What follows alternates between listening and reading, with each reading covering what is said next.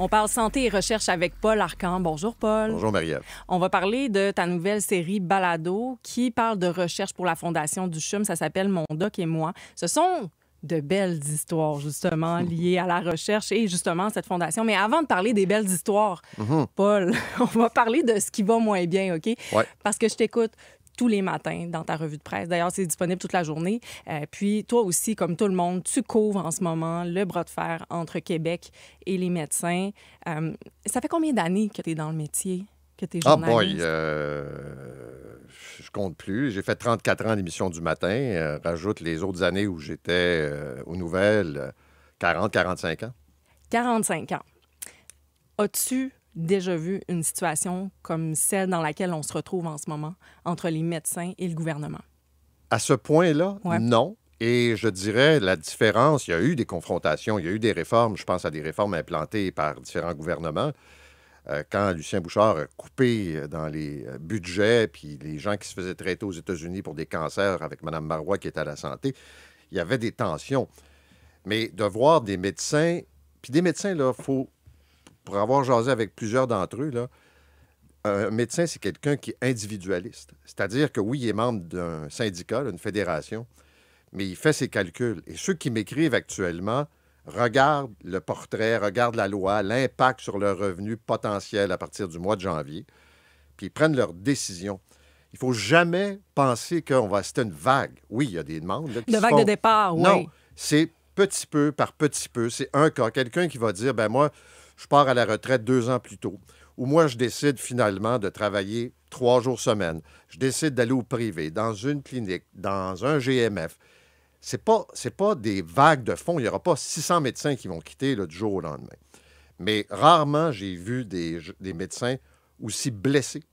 Pas juste de la colère, là, ils sont blessés parce que l'approche du gouvernement, ça a été de dire essentiellement, vous êtes une gang de paresseux, puis vous êtes des bébés gâtés. Fait que ça part mal, la discussion. Puis pour ressentir le besoin de t'écrire comme ça en grand nombre, parce que je tous les comprends jours. que tu en reçois beaucoup. Tous les jours. C'est vraiment... Qu'est-ce que tu ressens chez eux? Peut-être une grande forme de désespoir? Bien, c'est-à-dire qu'il y a beaucoup de médecins. D'abord, de faire porter... Et je sais que c'est pas populaire ce que je vais dire, là, parce que les gens m'écrivent, hein, puis ils me disent... On va en parler aussi du médecin bashing. Oui, mais c'est correct. Là, les gens ont le droit d'avoir leurs opinions, puis c'est à eux d'être disponibles, puis ils sont incorporés, puis ils ont des avantages plus que la moyenne, puis ils font 300, 400, 500 000 par année. OK, tout ça est vrai, là. Mais ce que je note dans les commentaires, l'argent, là, c'est pas vraiment un enjeu. De porter la responsabilité des échecs du système de santé, de prendre le singe, comme on dit, puis de le mettre sur les épaules du médecin ou des médecins, ils ne le prennent pas. Il y a beaucoup de médecins qui essaient, tant bien que mal, de maintenir justement ce système-là fonctionnel dans les hôpitaux où tu as des pannes informatiques, où tu as encore le fax, où tu es dans un système qui ne marche pas, qui est brisé. Ça, c'est la première chose. Et la deuxième, c'est, puis je lis très souvent, de ne pas sentir qu'il y a, appelons ça, un minimum de respect, puis des mensonges dans le discours du gouvernement et dans la loi. Puis d'implanter un système de stool, tu sais, moi, je suis pas capable. Tu sais, c'est comme si tu dis dans ton équipe, parfait, on va désigner un stool en chef, puis qui va rapporter si toi, Marie-Ève, et moi, on jase, puis on pense de quitter la station pour aller travailler ailleurs. Je veux dire, ça crée un climat de merde. Tu sais, c'est complètement fou. Mais pourquoi toute la discussion tourne autour parce des que salaires? Je trouve que ça, ce que tu soulèves là, c'est pas assez mis de l'avant peut-être de la part des médecins de leur fédération, tu sais, parce que c'est vraiment toujours le salaire. Puis c'est là-dessus que les gens réagissent. Oui, mais parce que les gens... Tu sais, mais c'est gros. Les gens voient ça, c'est-à-dire, mais je te donne un exemple. Il y a des cibles, OK? Mettons que je suis un médecin omnipraticien. Là. Je suis un médecin de famille, OK? Puis je vois 2000 patients. Puis là, le gouvernement m'a dit, Paul, t'en vois pas assez, il faudrait que tu envoies, mettons, 2500 ou 3000. Il y a des médecins qui vont prendre la décision pour être capables de faire du volume, pour ne pas être pénalisés, puis pour pas que le groupe de médecins soit pénalisé, puis dire, parfait, Marie-Ève, je te réfère à un spécialiste. J'aurais peut-être pu régler ton problème, mais je vais pelleter ça parce que ça va me permettre d'en rentrer un autre dans le bureau. C'est tout ça qu'on veut comme médecine, la médecine de volume. Et moi, je pense que la plupart des médecins, oui, il y a des médecins qui travaillent peut-être pas assez. Puis oui, il y a des cliniques qui ne sont pas ouvertes assez longtemps. Mais pour l'essentiel, il y a le travail de clinique, il y a la paperasse, il y a de l'enseignement, il y a de la recherche. je pense qu'il n'y a pas beaucoup de médecins là, qui se tournent les pouces. Puis toi, là, Paul Arcand, si tu mets le chapeau vraiment du patient potentiel, là, citoyen, à lire tous ces témoignages-là que tu reçois, de la part de médecins, de spécialistes, est-ce que ça t'inquiète? Dans le sens de les voir partir? Oui, puis ce vers où on s'en va. Tu sais, bon, on ne sait pas, ça va être discuté, la loi 2 et tout, mais C'est-à-dire que... en fonction de ce qui soulève, tu dis, moi, je suis patient, là, puis toi, tu es comme aux premières loges. Non, mais c'est pour sûr observer que... tout ça, tu dis-tu, coudonc, on s'en va-tu dans un mur? Là? On devrait-tu s'inquiéter? Est-ce qu'on doit s'inquiéter? Je ne le sais pas, mais c'est sûr qu'il y a de la rancœur, là, je dirais. Je pense que la position la plus sage, ça a été le Collège des médecins qui est là pour représenter. Tu me parles des patients, là, ben, le Collège des médecins, c'est un ordre professionnel, puis sa job, c'est de protéger l'intérêt public, puis qui a dit on devrait prendre une petite pause. Lever le pied, là, baisser le ton, puis lever le pied, puis de voir c'est quoi les voies de passage. Tu sais, je rappelle, c'est un gouvernement en fin de vie, là. Tu sais, il reste 6 mois, 7 mois avant la campagne électorale, ou 8 mois. Puis là, on est en train de chambouler le système. J'ai compris que le Parti québécois, qui est en avance dans les sondages, a dit bien, on est d'accord avec le principe. Puis moi, je comprends ça, je suis d'accord. Je vais te donner des cibles dans la mesure où les cibles sont atteignables. Alors, est-ce que le gouvernement Legault est encore légitimé? Légalement, il peut le faire. Moi, je pense que c'est dangereux de vouloir. Tu sais, puis l'autre affaire, j'ai oublié de te dire. Ah, vas-y. Quand tu dis à des médecins, Ouais. comme Christian Dubé dit actuellement, là, excusez, là, vous n'avez pas compris. Vous ne comprenez pas. Laissez-moi vous expliquer la loi. Tu sais, c'est comme de dire, si vous êtes contre, c'est parce que vous ne comprenez pas ce que je fais. Excuse, je peux très bien comprendre et c'est pour ça que je suis contre. C'est bien différent. Cette espèce de ton condescendant en disant, laissez-moi vous expliquer puis vous serez d'accord avec moi. Au lieu de l'ouverture, Ben, l'écoute. Moi, j'ai jamais compris une chose. Pourquoi? Puis pas dans le cadre d'une négo, parce que là, tu as une confrontation d'intérêts. C'est important, la santé. Il y a eu dans l'histoire du Québec des sommets sur l'industrie de la construction, des sommets sur le déficit zéro, où tu réunis les gens, les parties prenantes, là, comme, j'aime pas l'expression, mais mettons que ça résume bien, là, puis d'être capable de dire qu'en santé, là, ça fait des années qu'on raconte les mêmes histoires, là, d'enjeux, d'accès, puis de listes d'attente. Tu es capable d'asseoir médecins, infirmières, inhalo, tout le monde, puis dire, OK, là, mettons qu'on voudrait que ça marche. Qu'est-ce que ça prend concrètement au-delà des conventions? Le gouvernement du Québec a donné des augmentations importantes aux infirmières qui le méritaient puis qui étaient en retard. OK? Et François Legault, ça l'enrage de voir qu'il n'y a pas plus d'adhésion malgré les efforts budgétaires qui ont été faits. Donc, est-ce que c'est pas le moment, justement, de dire, là, on va en faire un sommet, puis on va dégager des pistes. Puis oui, on va s'entendre. Tu sais, dans le cas des médecins spécialistes, là, il y avait une quasi-entente durant l'été. Oui. Pourquoi est-ce qu'on n'a pas été capable de conclure? Pourquoi ça a sauté? Ben parce que des fois, il y a des égos, puis des fois, il y a du politique, puis des fois, tu préfères tasser ça.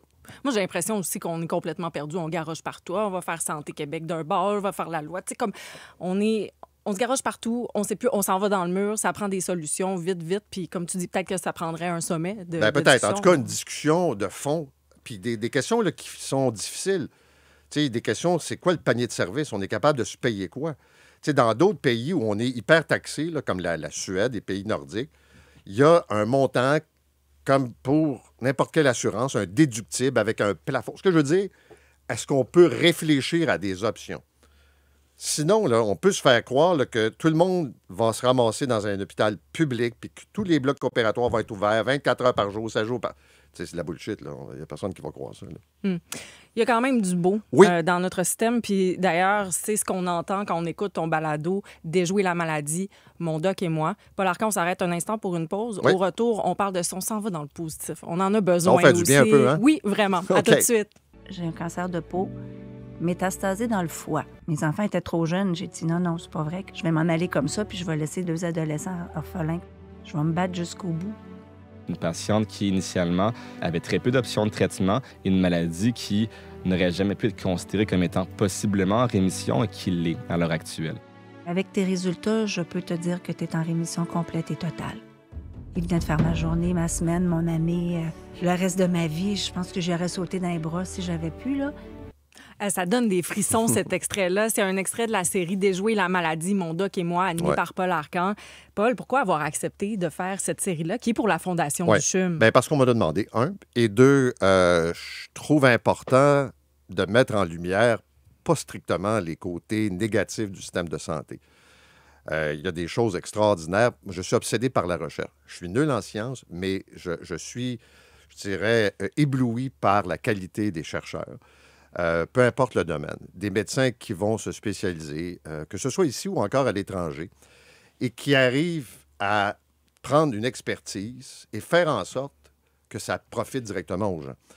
Et c'est un peu ce qu'on essaie de faire. Le premier épisode, c'est sur le cancer. Médecin qui a élaboré une nouvelle approche. Vous allez voir, dans les premiers épisodes, ce qu'on remarque surtout, puis jusqu'à la fin, c'est quand on a tout essayé et que ce qu'on dit, le patient est réfractaire, là, il ne répond pas au traitement. C'est vrai en santé mentale. Dans l'épisode qui est maintenant disponible, c'est l'histoire d'une femme qui a eu une histoire de vie... c'est terrible. C'est Sylvie, son nom. Hein? Ouais, c'est ça, c'est épouvantable Sylvie. Ce qu'elle a vécu. Tout ce que tu peux vivre, tu l'as vécu comme traumatisme. À peu près. Et donc, de dépression en dépression, de rencontres avec des médecins, une thérapie, puis aussi des médicaments, et rien ne fonctionne. Et au CHUM, on a développé une approche avec de la kétamine. Bon, c'est sûr que c'est un peu particulier, là, puis les gens vont l'entendre dans le balado, mais... Toi, tu le dis comme ça dans le balado, là, ça peut paraître pété. Oui, bien, c'est un peu ça. Quand j'ai dit au médecin, j'ai dit, est-ce que c'est Woodstock au CHUM? Parce que c'est un hallucinogène, entre autres. Oui. Bon. Et il te raconte, le médecin, comment il procède. C'est fait, évidemment, avec de petites doses. Il y a une supervision qui est exercée. Je t'assois sur un fauteuil confortable, je te mets des écouteurs, je te bande les yeux, je t'envoie de la musique qui est sélectionnée. Puis, ça amène un niveau de détente. Et progressivement, les problèmes qui ont fait en sorte que tu vis des moments dépressifs, puis là, je te le dis visuellement, là, il me faisait... Tu l'as vu? Oui, bien, il était là, il dit, mettons, là, je ne sais pas, tu as été victime de maltraitance ou tu as un moment terrible dans ta vie, tu le vois, normalement, tu as tendance à le tasser, puis à l'enfouir, puis tu vis ça. Là, c'est comme il est là, tu acceptes qu'il soit là, puis tu vas vivre avec. Je te dis pas que ça se fait en 2 séances, là. Mais c'est ce que Sylvie expose. Elle dit, c'est d'affronter le moment au lieu de balayer du revers de la main. Puis tu peux avoir des ça drôles fonctionne. des drôles de sensations de te promener dans la pièce, là. Attends. Oui. OK. Fait que là, ils reçoivent les patients une dose de kétamine. Ouais. C'est vraiment, c'est Puis il y a précis, 6 précis. sessions. OK. C'est très précis, c'est mesuré, puis les signes vitaux sont pris, puis on regarde comment la personne réagit.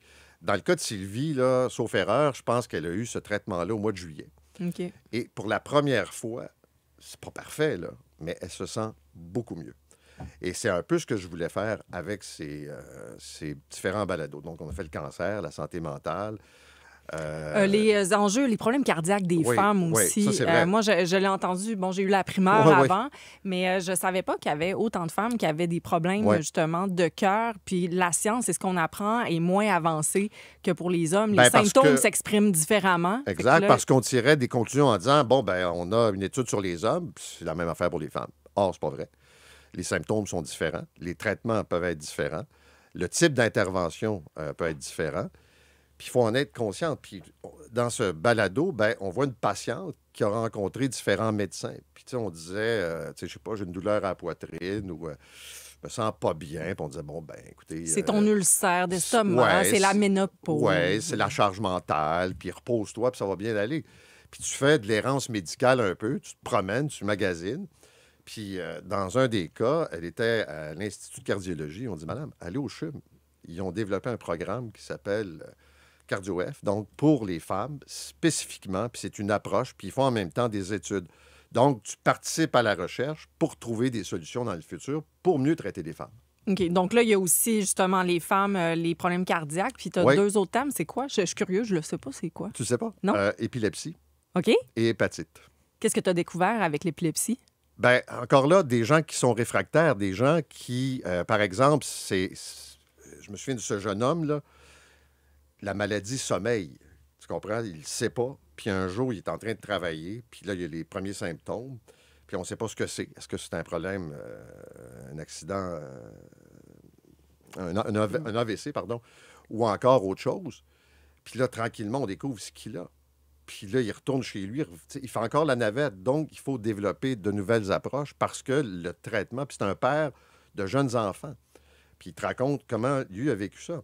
Dans l'autre cas de l'hépatite, là, on parle de médecine de rue. C'est-à-dire que, puis là, on peut remonter très loin dans le temps, les épidémies, de sida, par exemple, VIH.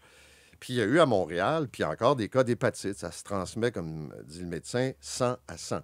Moins par des relations sexuelles, mais vraiment par des injections, des seringues usagées et tout ça.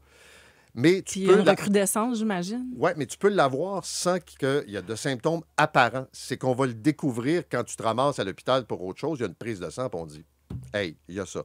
Bon, bien, actuellement, il y a un traitement qui fonctionne à 90 %. C'est un traitement avec une pilule. Là. Je prends une image, mais c'est un peu ça, avec une pilule. Oui. Et tu es capable de faire disparaître la bactérie en question. Donc, si tu es capable d'aller chercher les gens qui sont sur la rue, parce que c'est sûr qu'ils ne vont pas cogner à la porte du CHUM. Alors là, c'est la démarche inverse. Il y a une jeune femme qui témoigne, qui raconte, là, en un mot, elle a passé partout, là. Prostitution, drogue, vivre dans la rue, comme elle dit, dormir sur un carton à côté de 2 punks au métro Sherbrooke. Là, elle a vécu ça. Puis aujourd'hui, ben, c'est elle, puis elle va même à des congrès, qui va recruter les gens, puis qui les amène tranquillement vers le CHUM pour que ces gens-là soient... Les tests, puis qu'ils soient traités s'ils sont porteurs. Exact. Paul, c'est un balado que tu as accepté de faire pour la Fondation du CHUM. Ouais.